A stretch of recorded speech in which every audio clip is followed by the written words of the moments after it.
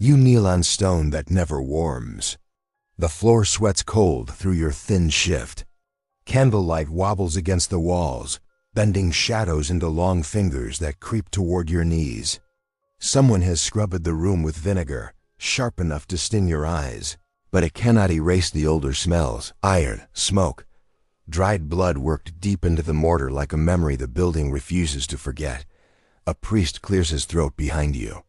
A sound practice for sermons, not mercy. You are told this is not punishment. This is proof. They call it a test. They call it necessary. They call it love for your soul. None of them call it what it is, an examination designed to break you quietly, so God does not have to hear you scream. A woman you have never met before steps forward. She wears no veil, no ring, no pity, only keys. She is the midwife appointed by the church court, sworn to truth and silence. Her hands are steady in the way executioners' hands often are. She does not look at your face. Faces complicate things. An iron rod waits on the table, narrow, smooth, recently heated, then cooled just enough not to glow. Someone has measured the temperature with care. They want certainty, not spectacle. If you are pure, they say, your body will not betray you. That is the theory. The rod touches your skin. You flinch. A clerk marks something down. Ink scratches paper like a rat behind the walls. Another candle is lit. Another prayer is spoken.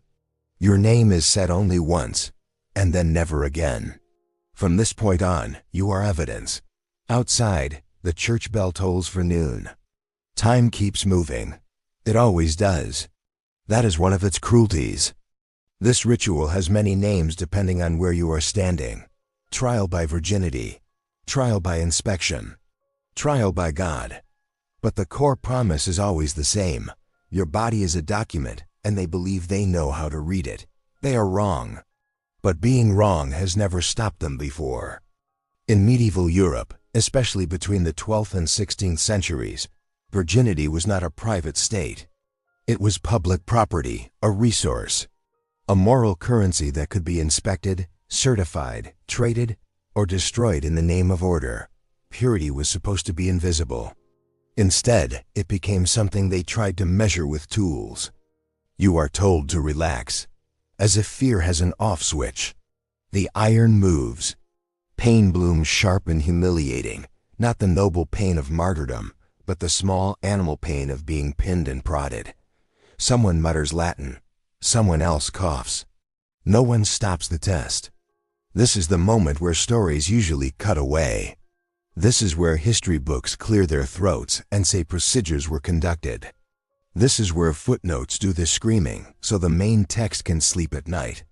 But you are still here, and the test is not finished. Dry irony settles in your mind, unwanted but stubborn. They trust hot iron more than women. They trust fire more than truth. They trust God to show up on schedule, like a clerk with a stamp. If the rod burns you, if you bleed, if you cry out, it proves guilt. If it does not, they will argue about why. Either way, you do not win. This is not about finding the truth. This is about performing control. When it is over, you are wrapped in linen that smells faintly of smoke. You are helped to your feet, not gently. Someone announces the result. You barely hear it over the rush in your ears. Verdicts have a way of sounding distant when they decide your future. As you are led away, you understand something cold and final. Your body was never the question. It was the weapon. And this room is not done with women like you yet. When purity became law, you stepped back from the examination room and into the machinery that made it inevitable. This is not a single mad priest or one cruel village. This is a system, polished by centuries of fear and theology, running exactly as designed. By the late medieval period, especially in parts of France, England, and the German states, female virginity had become legally meaningful. Not metaphorically, literally, it determined marriage contracts, inheritance rights, and criminal verdicts. A woman accused of adultery, rape, or fornication could be subjected to physical inspection to confirm whether her body matched the story she told. and stories told by women were considered unreliable by default. Church law leaned heavily on ancient medical theories. Aristotle lingered in the background like a ghost who never learned when to leave the room. He argued women were colder, wetter, more passive. Medieval scholars ran with that and built a worldview where female bodies were unstable containers of temptation. So they needed supervision. Canon law merged with local custom. Secular courts borrowed church logic when it suited them. By the 13th century, ecclesiastical courts routinely ordered examinations of women in cases involving sexual transgression. Midwives were appointed as official examiners. Their testimony often outweighed the woman's own words. This is the part where people like to say it was a different time, true, and irrelevant. Different times still made choices. Virginity became something that could be lost, stolen, proven, or faked. The hymen, poorly understood and wildly mythologized, was treated like a divine seal. Never mind that bodies vary. Never mind that injury, illness, or simple biology made the whole premise absurd. Logic was not invited to this party. Instead, iron came. In some regions, heated metal was introduced as a divine detector. The logic followed older trial by ordeal traditions, where God was expected to intervene physically. Hold hot iron, walk across coals, sink or float. Survive or confess. Applied to virginity, the cruelty became intimate. If a woman truly had not known the man, they believed, her flesh would resist harm. Fire would hesitate. Iron would spare her. God would protect his investment. Spoiler alert, fire does not care. What these trials really tested was obedience, stillness, silence, whether you could endure pain without making the men in charge uncomfortable. Dry joke, whispered in hindsight. Apparently God was very invested in gynecology back then. The records survive. Court rolls. Ecclesiastical transcripts. Cold lines of ink that describe examinations in the same tone used for livestock disputes. No emotion, no doubt. Just procedure. One French case from the early 1400s describes a young woman examined 3 times in 1 week after refusing to confess. Each time, new examiners were brought in because the result was not satisfactory. Not wrong, unsatisfactory. Truth was flexible, authority was not. Women who failed these tests could face public shaming, forced marriage, whipping, exile, or death. Women who passed were rarely vindicated. Suspicion clung like smoke. A miracle might be acknowledged, but miracles are inconvenient. They suggest God disagrees with the court. Better to keep testing. The cruelty was framed as moral hygiene. Sexual order was tied to social stability. A woman's body became a border to be guarded, inspected, and violated in the name of protecting everyone else. You begin to see the pattern. Control masquerading as care. Violence disguised as virtue. Pain explained as love. And once a society accepts that logic, it does not stop at one iron rod. It sharpens them. The girl who would not confess you are 16, or maybe 17. The records disagree. They often do when the subject is a girl. What they agree on is this: you were accused. The charge is fornication, or adultery, or simply being seen with the wrong man at the wrong time. The accusation comes from a neighbor, or an employer, or a rejected suitor. The source barely matters.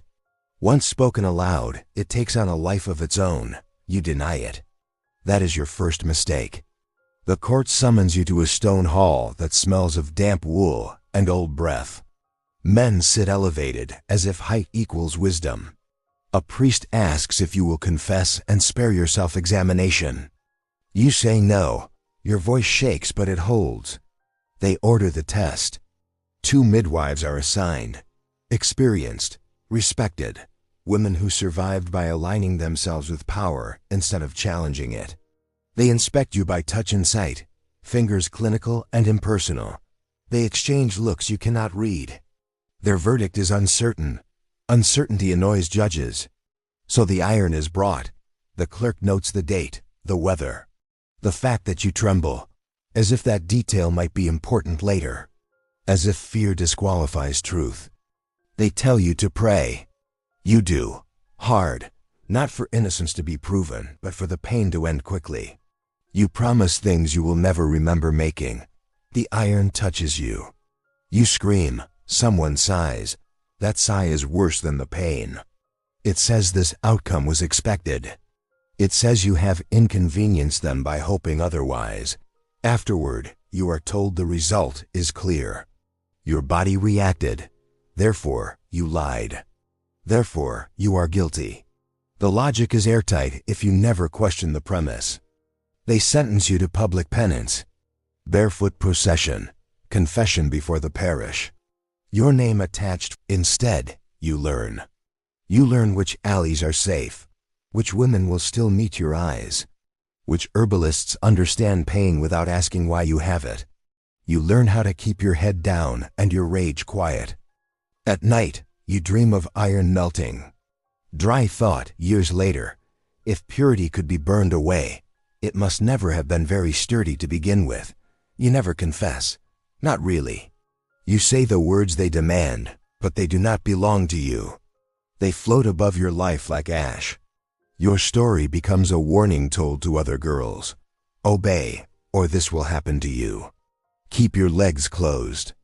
Keep your mouth shut. But warnings have a habit of backfiring. Because sometimes, the girls listening hear something else. They hear that the system can be endured. They hear that pain does not always kill. They hear that silence can be learned. And that knowledge, passed quietly from woman to woman, is its own kind of resistance. The court never notices. They are too busy preparing the next examination. Resistance in the shadows, you would think. A system this cruel would crush everything beneath it. It almost does. But almost is not the same as always. Across medieval Europe and into early colonial America, women developed quiet, ingenious ways to survive purity culture without submitting to its logic. Not rebellion with banners and speeches. That would have been suicide. This was resistance that lived in kitchens, birthing rooms, and whispered conversations after dark. Midwives learned when to lie, not blatantly. Just enough uncertainty to delay a verdict. Enough doubt to force a second opinion. Enough ambiguity to buy time. Sometimes time was the difference between exile and survival. Herbal knowledge became a shield. Plants to reduce swelling, salves to numb pain. Mixtures to alter physical signs that ignorant courts expected to see. It was not magic. It was biology, dressed up so men would leave it alone. Communities protected their own when they could. A woman examined in one village might be quietly sent to another before sentencing could be enforced. Names were changed, stories edited. Memory blurred on purpose. The church called this deceit. The women called it breathing. There were also those who refused entirely, who would not submit, who chose imprisonment or flight over inspection. Their stories are rarer, not because they did not exist, but because defiance was not something scribes like to preserve. Records love obedience. Still, cracks appear. Got a delayed trial here. A missing verdict there. A note in the margin that simply says inconclusive. These are the fingerprints of resistance, smudged but real. Dry observation from the future. When a system has to keep testing the same thing over and over, it is probably lying to itself. By the 17th century, skepticism began to creep in. Not compassion, skepticism. Male physicians started questioning whether virginity could be proven at all. Not because women deserved dignity, but because the method was inefficient. Progress arrives wearing ugly shoes. The examinations did not disappear overnight. They faded unevenly, lingering in some regions while vanishing in others. By the time early American colonies inherited European moral frameworks, the logic had shifted, but the obsession remained. Purity was still policed, bodies were still evidence. Pain was just administered with different tools. You stand at the edge of this history and feel the weight of it press forward. Because the question has not gone away. We no longer heat iron. We no longer summon midwives to certify innocence. But we still ask bodies to prove things they cannot. We still confuse suffering with truth.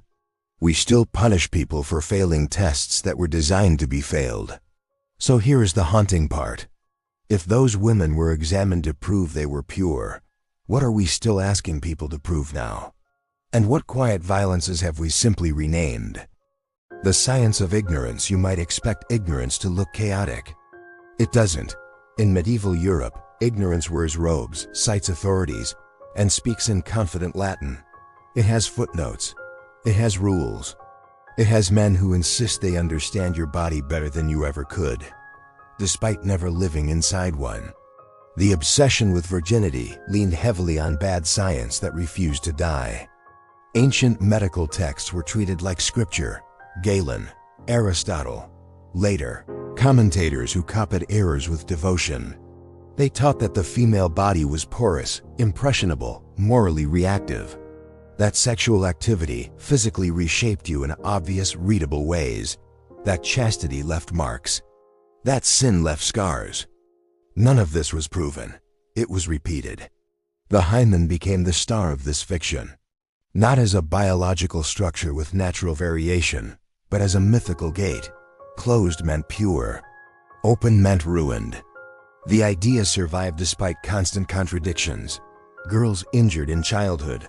Women born without one. Others whose bodies healed. Reality kept knocking.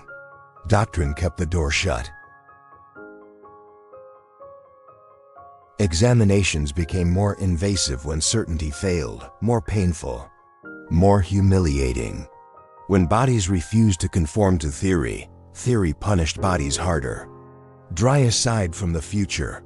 When your model of reality requires torture to function, the model is the problem. Medical men often disagreed with midwives, and that disagreement did not help women.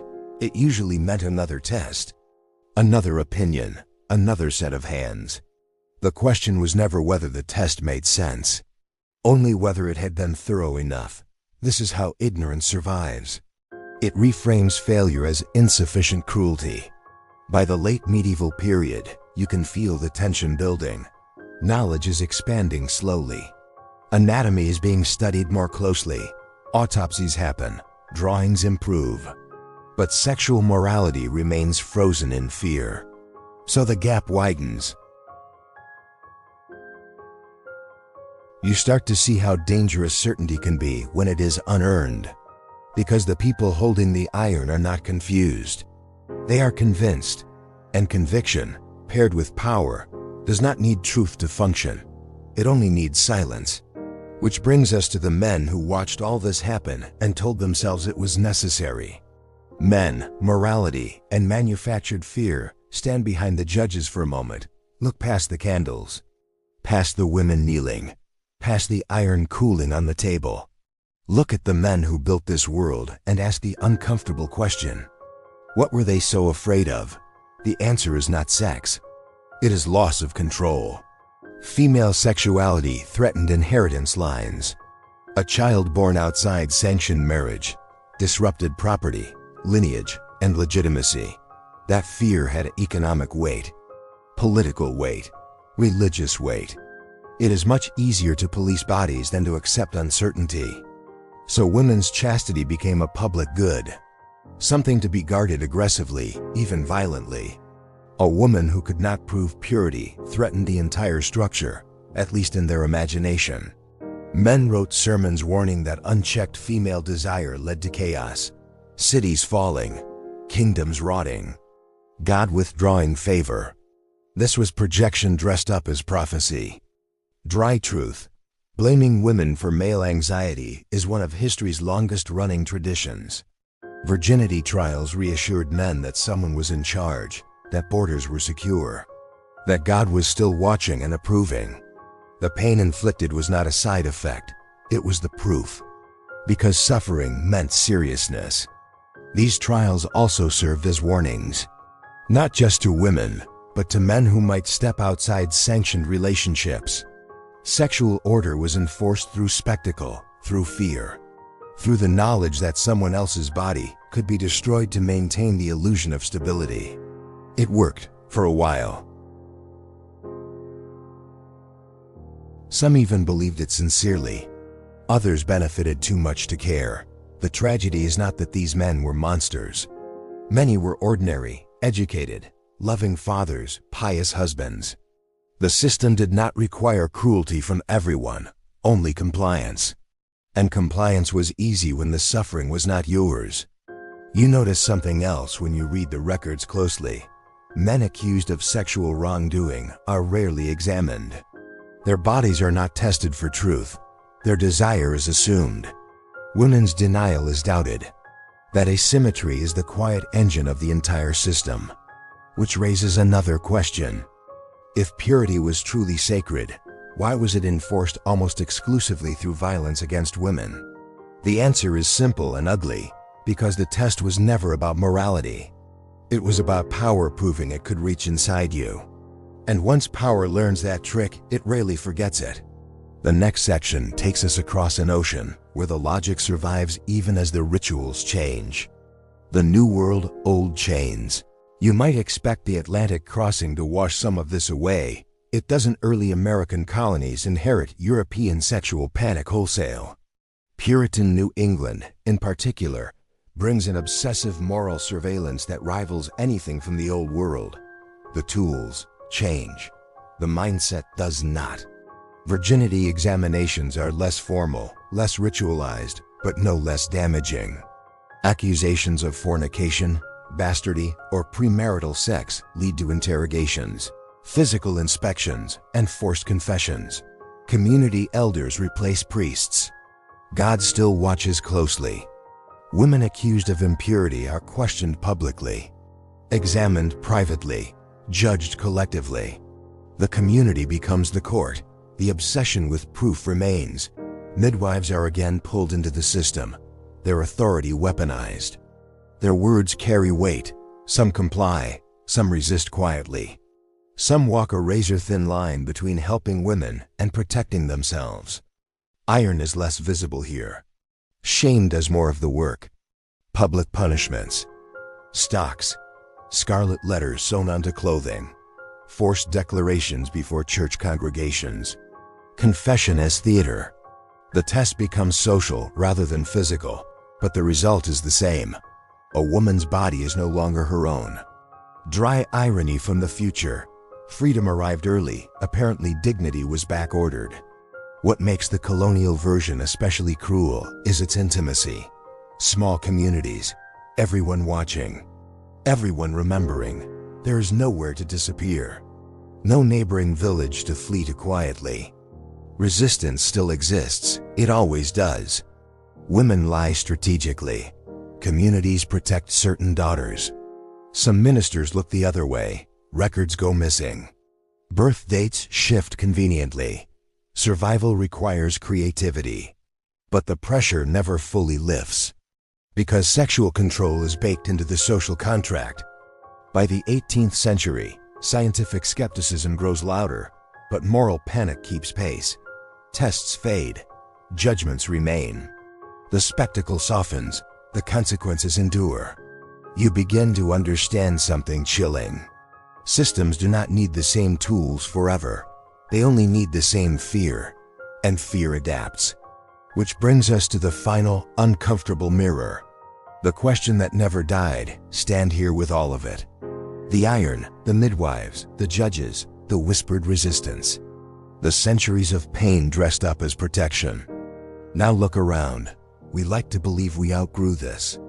That science corrected superstition. That morality stopped using bodies as battlegrounds. That examinations ended when the candles went out. But ask yourself honestly, how often are people still asked to prove their innocence through their bodies? How often does pain still become evidence? We no longer heat iron rods. We do something subtler. We demand explanations, photos, histories, timelines, consistency under pressure. Perfect victims, quiet victims, pure victims. Fail the test and suspicion hardens. The logic survives because it feels familiar. Because it feels orderly.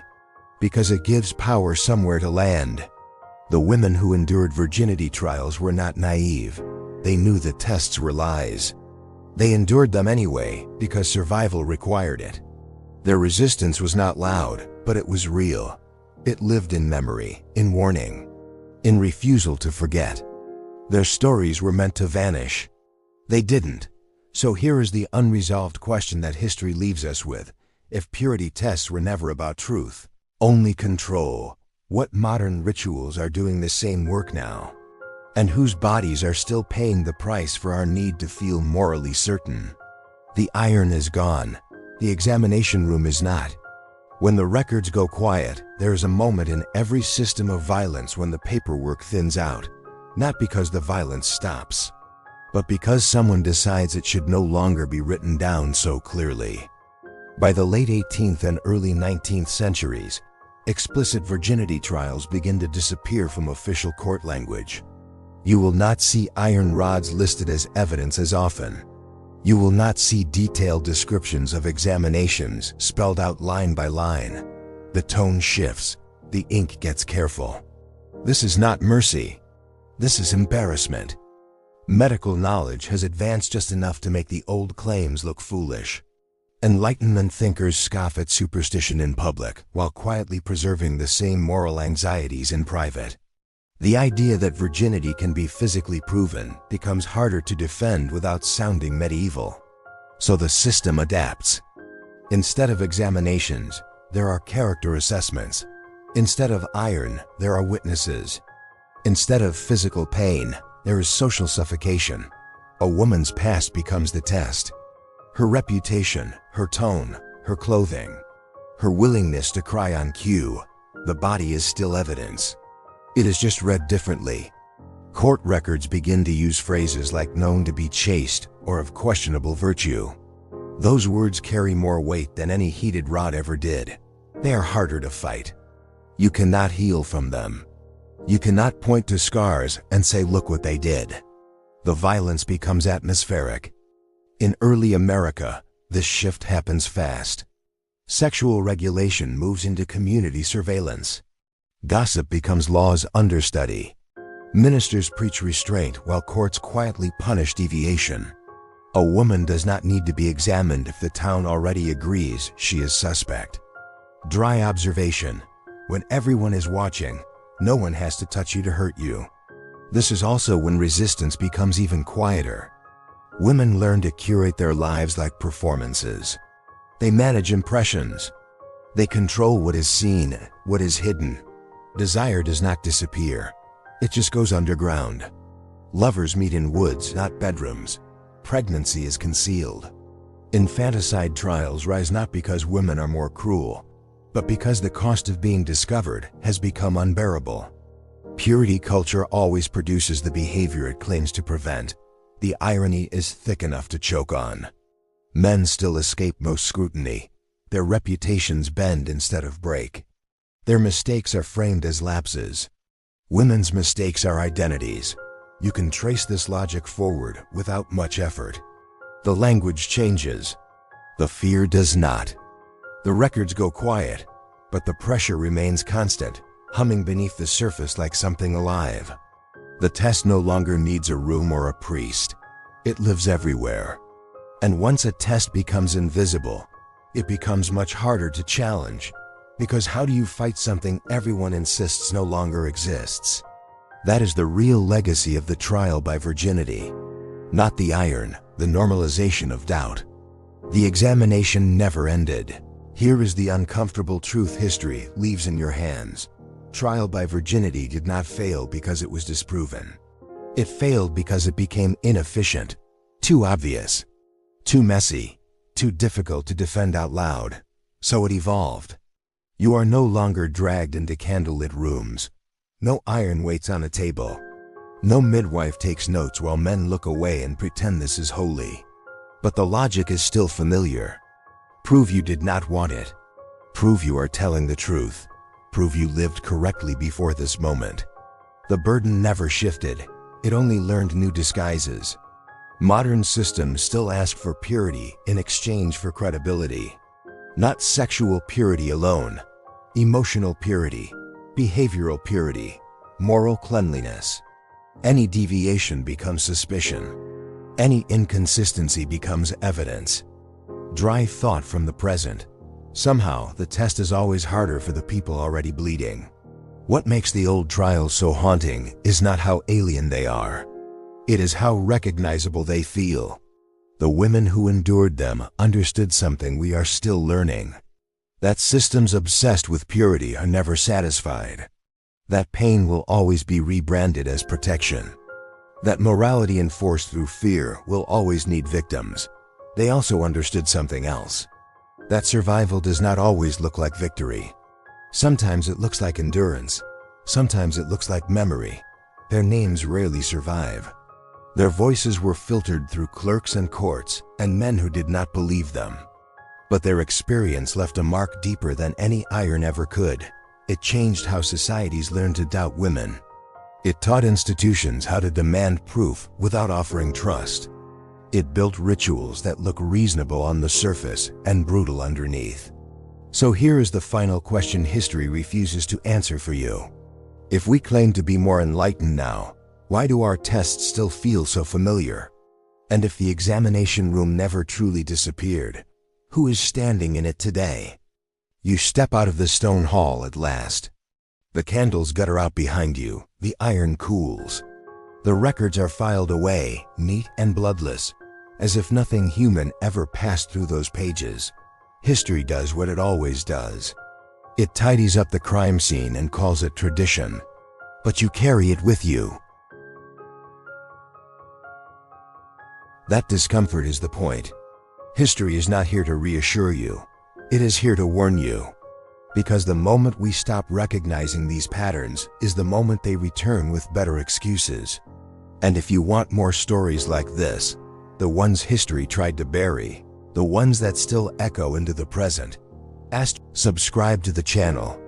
We're not done opening these doors.